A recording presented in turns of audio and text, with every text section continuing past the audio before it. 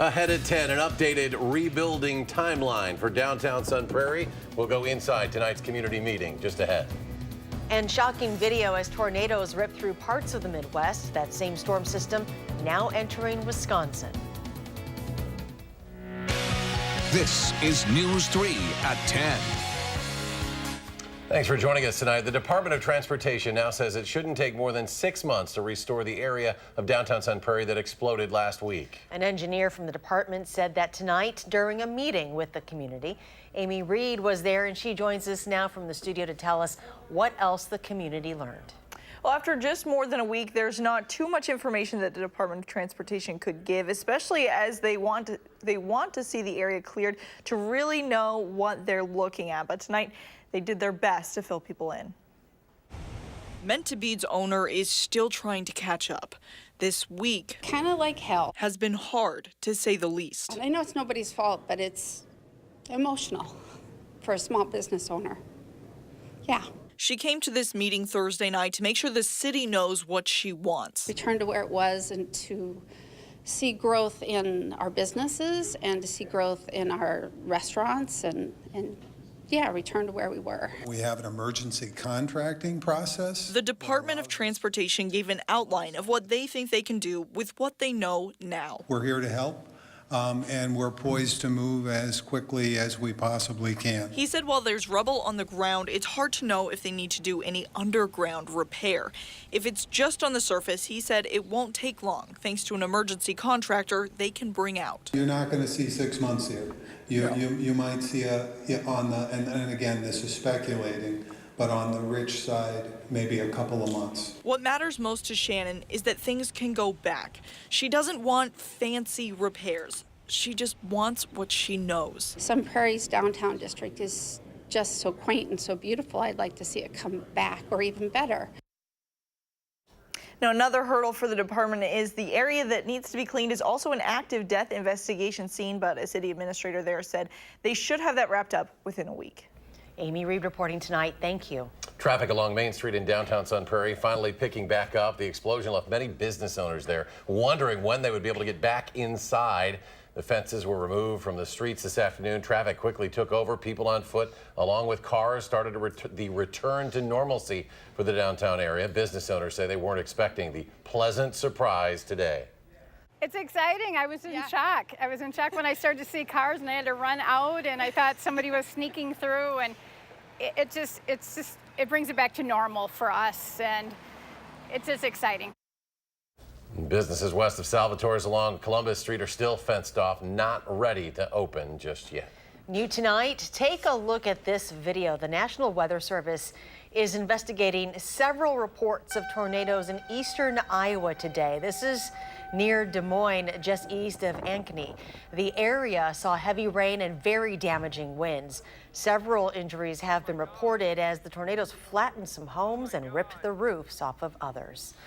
Locally, a few showers and thunderstorms tonight. Meteorologist Lori Mercurio has our first alert forecast. Lori? Yeah, that's right. So don't be surprised to hear a few rumbles of thunder tonight, as we do have some scattered showers and thunderstorms moving in. There's the low pressure system that did bring that line of thunderstorms across central Iowa. You can see those storms tracking off through southeastern portions of the state. As for us, though, any severe weather will stay to the south. We'll just look at those garden variety of showers and thunderstorms. Closer look here in southern Wisconsin. You can see the shower and thunderstorm activity getting closer to Madison, and that will continue to be the trend over the next several hours. So some wet weather overnight, and in fact the next couple of days we're looking at the potential of on the order of a ½ inch up to an inch of rain in some spots, which is good news to hear, since of course it has been so dry. Temperatures right now are generally in the upper 60s to lower 70s, at 69 in the Dells, 67 in Platteville, and 70 in Janesville. It will be milder tonight, 65 for the low with scattered showers and thunderstorms. We're not going to climb all that much tomorrow, though, with the clouds around and scattered showers and storms. A high of just 73 degrees. We'll take a look at when the rain will come to an end this weekend in a few minutes. Lori, thank you. Emergency crews in Branson, Missouri have confirmed tonight 8 fatalities after a duck boat capsized in the popular vacation spot. It happened at Table Rock Lake, an Ozarks destination just north of the Arkansas state line. Emergency crews responded to the incident shortly after 7 p.m. after a severe line of storms rolled through the area. Officials say 31 people were on board. Police say they have arrested a wanted man accused of beating and strangling a woman earlier this week. Police have been looking for 29-year-old Bartholomew Bauman all day. Well, tonight, a possible sighting led officers to a cornfield in the McKinley and Burton Road area.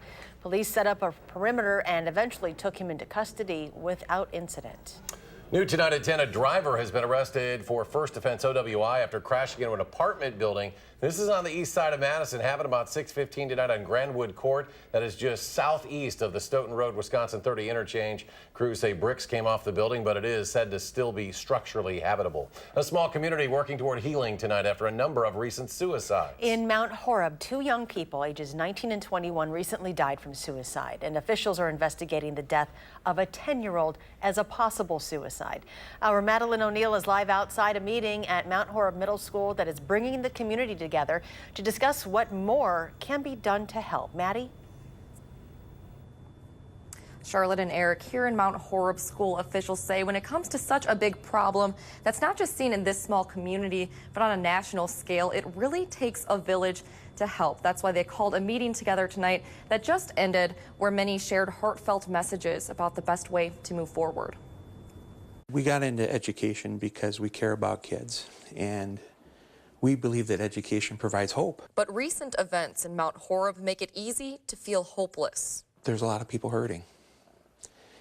No one wants to ever have to worry about our kids going before us.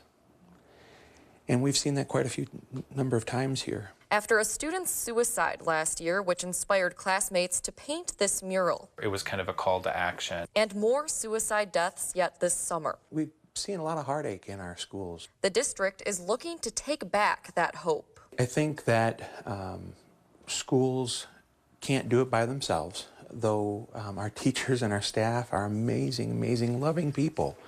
But I think they also need to know that they have a community that's behind them. That's right where the Mount Horeb community is, coming out in dozens to Thursday's public meeting on mental health. That's why I'm here, and that's, I think, why a lot of people are here, to find out how we can help. Students, parents, and community members alike offering support and possible solutions. We have got to get their foundation solid in who they are and how they feel and how they express themselves. We are at the forefront of being part of the solution, but we're one part, and everybody's got to rally around to support kids and support adults within the community. A mental wellness coalition has added more resources to the district in recent years, but this meeting's goal is to figure out what more can be done in the future. We can't blame, but we also can't just rely on our good intentions and our virtue that we're such a strong community. In the meantime, the message is loud and clear. Even if they're feeling alone as a 10-year-old, as a 21-year-old, that there are a lot of people around them. This village is stronger together. Despite this tragic loss, loss after loss, that actually it's making us even stronger as a community. On this Sunday evening, there will be a Together for Hope community walk. And then on August 2nd, there will be a mental health forum for the community at Mount Horeb's Public Library. There will be mental health professionals on hand for that. Charlotte and Eric. Madeline O'Neill reporting live tonight. Maddie, thank you. And we will have more information on those events on our website, channel3000.com. In Rock County tonight, 58-year-old David Fredericks, a nighttime custodian at Parker High School in Janesville, is under arrest on 5 counts of child pornography possession. Fredericks has since been placed on unpaid administrative leave. The school conducted a sweep of bathrooms, locker rooms, and Fredericks' workplace, but found nothing out of the ordinary there. The school district of Janesville has since responded, saying, quote, while the charges are not based on any information found at or on school district of Janesville locations or computer resources, due to the nature of the accusation, the district has placed Fredericks on unpaid administrative leave. Governor Walker was in Washington, D.C. today, meeting with President Trump and members of his cabinet at the White House to discuss bolstering American workers. The governor was among many other elected officials, business leaders, and others who were at the event. President Trump signed an executive order creating a new council focusing on creating solutions for the country's most urgent workforce issues. It's been 3 days since the historic summit between Presidents Donald Trump and Vladimir Putin. President Trump declared it a great success, so much so that Putin has been invited to the White House this fall. The White House extended the invitation to him today. No word yet on exactly when it would be held. Another Madison mayoral candidate enters the race. Former city council member and housing advocate Brenda Conkle has officially announced her candidacy. Conkle held an informal kickoff tonight to celebrate both her mayoral run and her 50th birthday. Instead of gifts, she asked guests to help fundraising efforts for her campaign as well as other local charitable causes, a sentiment that characterizes her political platform.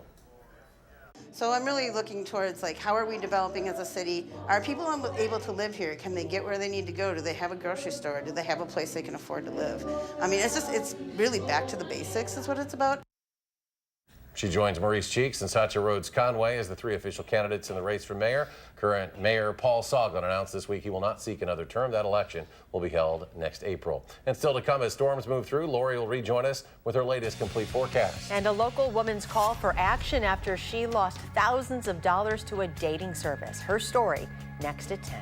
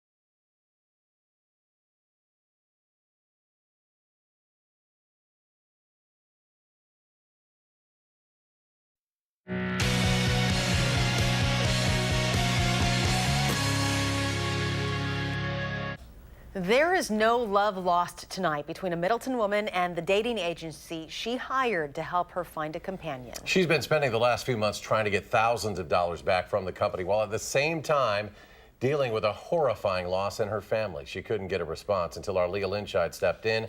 Leah with more in tonight's Call for Action. Rose can sum up her last year in a single word. Alone. She's taken to biking after a pretty tough 12 months. I just was feeling alone. To help clear her mind of a pair of painful losses in her life. My husband had died, a year before that. An 82-year-old woman found dead inside the garage of her University Avenue home. My mother was murdered in Middleton, 6 months before that. Agnes Bram was beat to death by the man she was renting a room to, an incredibly traumatic event for her daughter. Even though your kids are around, you have family around, it's still like it's not the same. You just still feel alone, because you've just lost your husband and your mom, like your two best friends. And then what do? Rose went looking for companionship, ending up at Wisconsin Singles, where she signed a $4,000 contract to find love. It did not go well. They said, okay, we have this great guy for you. They told me all about him. I'm like, I don't think that is what the kind of guy I'm looking for, and I don't really want to go out with this gentleman. At the company's insistence, Rose went on the date and hated it. Wisconsin Singles wanted a second chance, though. They proceeded to find me another person. So she's telling me about him, and I'm like, okay, fine, I will go out with him. I waited like 3 weeks.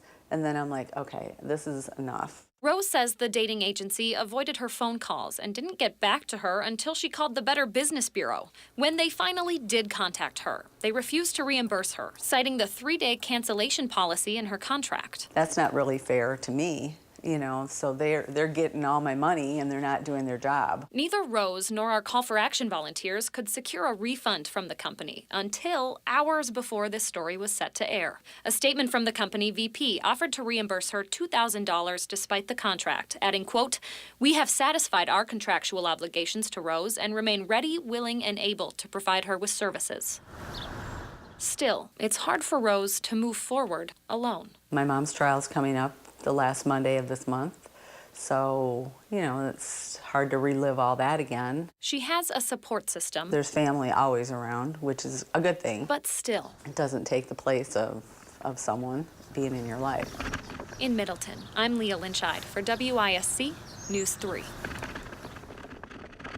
The Better Business Bureau counts 48 customer complaints against Wisconsin Singles on its website. Of the 19 complaints listed that asked for a refund or cancellation of services, Wisconsin Singles did not reimburse a single one.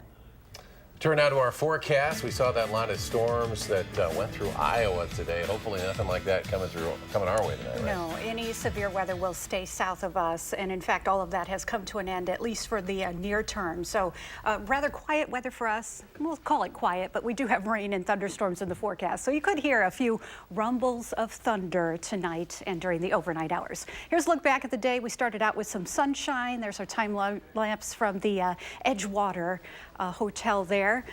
We saw the clouds move in and some showers as well into the afternoon hours. And there we have the showers and storms. You can see those stronger thunderstorms across portions of central and there heading into southeastern Iowa. As for us, just some scattered showers and thunderstorms tracking in with that low pressure system. Again, anything on the severe side will stay south.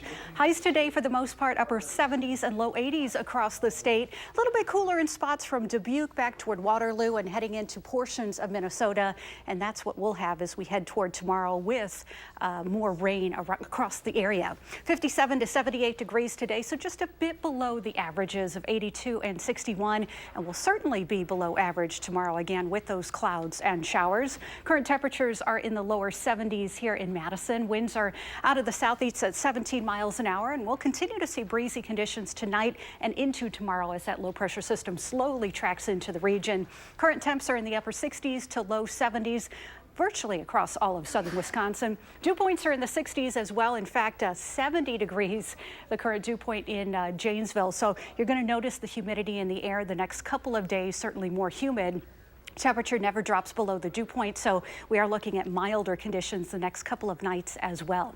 Future track will show low pressure again slowly tracking through the region, those scattered showers and storms continuing across the area. There's the look as we head into Friday evening with scattered showers and thunderstorms continuing. As we head towards Saturday, any showers will be off to the east, but those will redevelop into the afternoon hours here in south central Wisconsin, and eventually this low moves off to the east with sunshine returning on Sunday. As for precipitation amounts, generally on the order of a half an inch, upwards of an inch or so through Saturday, which is good news. Of course, we could use the rain.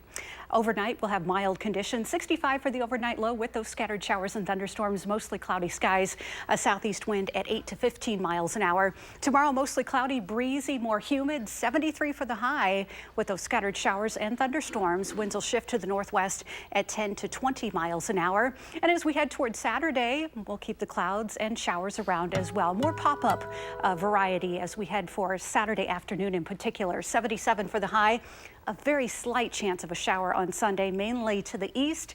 Partly sunny skies, a high of 79 degrees. Otherwise, sunshine and warmer conditions return for the first half of next week with highs in the low to mid 80s. We could see a few showers and storms Wednesday night into Thursday, otherwise cooling back into the 70s with rain again possible next Saturday and Sunday. So a little bit of everything in the forecast. All right. Thanks, Lori. Thanks, Lori. And the Badgers' all-time leading scorer in men's basketball gets a big honor. We'll have that story coming up in sports.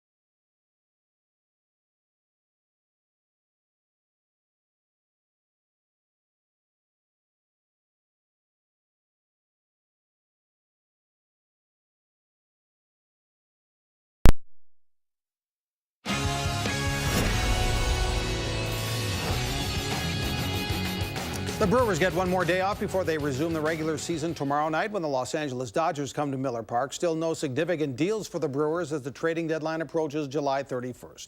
The regular season resumes tonight as the Cardinals visit Wrigley Field to play the Cubs. A big 5-run inning turns it around for the Cubs. Ian Happ with the big hit, a 2-run homer. The Cubs beat the Cardinals 9-6, so the Cubs lead over the Brewers in the Central and the division. Now 3 games.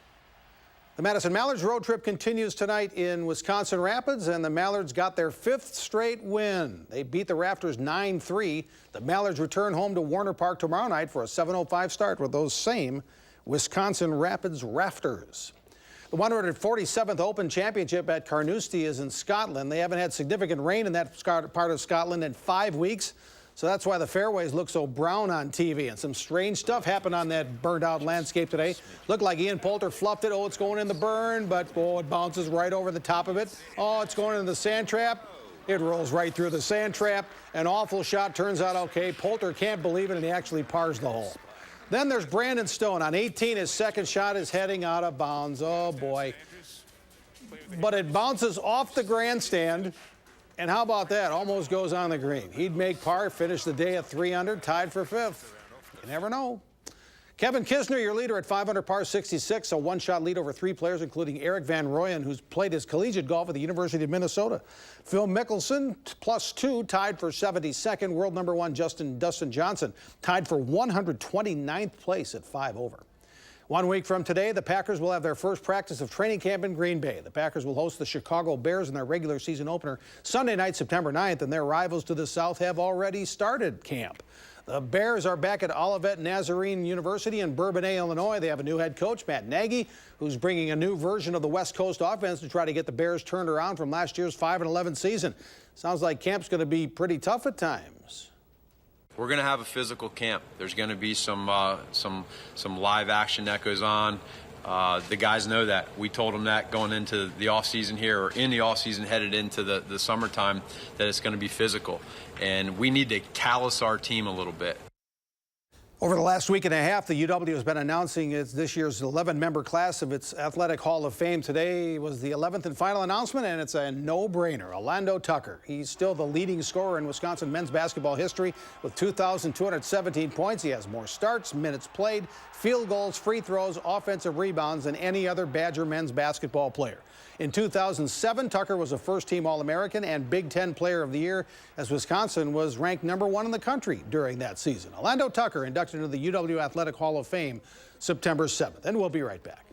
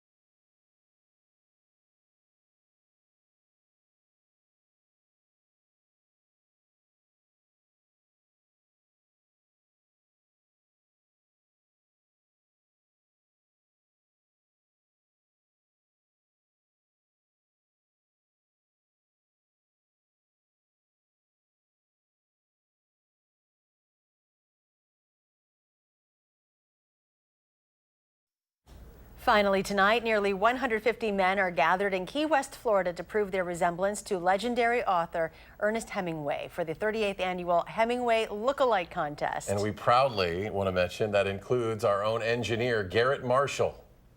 I want to help continue to do the good work that has been laid out for 38 years. That is Garrett there on the left in the green sweater. He has been going to this contest for years. He spends months growing that perfect beard. Look-alike hopefuls from as far away as Australia and Norway are vying for victory during the three-night competition. This is at Sloppy Joe's Bar, where Hemingway often drank with friends. Hemingway Days continues through Sunday. We were so excited that Garrett showed up out of the bureau in Key West tonight on the CBS feed. What do we need to do to get him to finally win this? Yeah, he's due. We're pulling for you, Garrett. Bring home a victory. Final check of the forecast. Yeah, a nice batch of rain and thunderstorms moving through overnight. We'll drop down to 65, 73 with showers and storms tomorrow. Thanks for joining us at 10. Do something good, and we'll see you back here tomorrow.